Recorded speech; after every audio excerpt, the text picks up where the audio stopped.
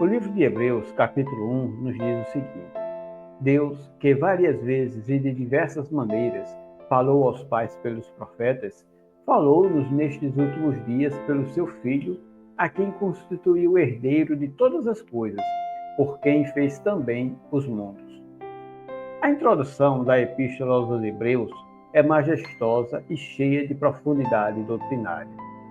Sem as saudações típicas das cartas apostólicas, o autor nos apresenta de imediato a grandeza do plano divino. Ele relembra como Deus falou ao seu povo no passado, em diversas ocasiões e formas. Por meio de quem? Por meio dos profetas. Cada revelação, desde Moisés até Malaquias, foi uma expressão da graça divina, mas nenhuma foi a manifestação plena.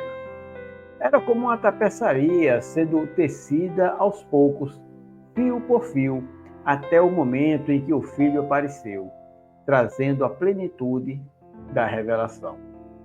A maior manifestação da palavra de Deus ocorreu quando o Verbo se fez carne e habitou entre nós. Jesus não apenas trouxe a mensagem de Deus, mas ele era a própria mensagem viva, a própria encarnação do propósito divino. Nos últimos dias, ou seja, na era apostólica, Deus revelou-se plenamente por meio do Filho, que é descrito como o herdeiro de todas as coisas e o agente pelo qual o universo foi criado. Vejamos, no primeiro verso, somos apresentados ao Pai e no segundo, ao Filho, enfatizando assim a relação profunda entre ambos na obra da criação. Perceba que o Pai é a fonte de todas as coisas e o Filho o meio pelo qual tudo foi feito. João confirma essa verdade ao dizer que todas as coisas foram feitas por intermédio dele, e sem ele nada do que foi feito se fez. Essa unidade entre Pai e Filho atravessa o universo, refletindo uma harmonia divina que sustenta toda a criação. Veja Agur.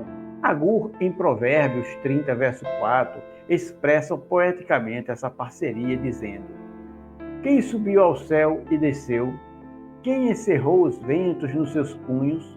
Quem amarrou as águas na sua roupa? Quem estabeleceu todas as extremidades da terra? E ele pergunta: Qual é o seu nome e qual é o nome do seu filho, se é que o sabes? Desde o princípio, vemos a operação de duas pessoas divinas, Pai e Filho, na obra da criação. Conforme está em Gênesis, façamos o homem à nossa imagem, conforme a nossa semelhança. Veja outro detalhe. O autor de Hebreus destaca que o Filho foi constituído herdeiro de todas as coisas. Assim como os filhos herdam bens de seus pais, Cristo herda os tesouros espirituais do Pai. E a boa notícia para nós é que, como irmãos de Cristo, somos também co-herdeiros com Ele. Ora, Paulo diz: se somos filhos, então somos herdeiros, herdeiros de Deus e co-herdeiros com Cristo. Aquilo que Ele herdou, glória, vida eterna e autoridade, também é compartilhado conosco, que fomos adotados na família de Deus. Essa passagem de Hebreus não é apenas uma declaração doutrinária, é um convite à adoração e à esperança. Deus, que falou no passado por meio dos profetas e por meio do Filho encarnado, continua a nos guiar pelo Espírito de seu Filho e pelas Escrituras. O Filho, herdeiro de todas as coisas, compartilha sua herança conosco, garantindo que um dia participaremos plenamente de sua glória.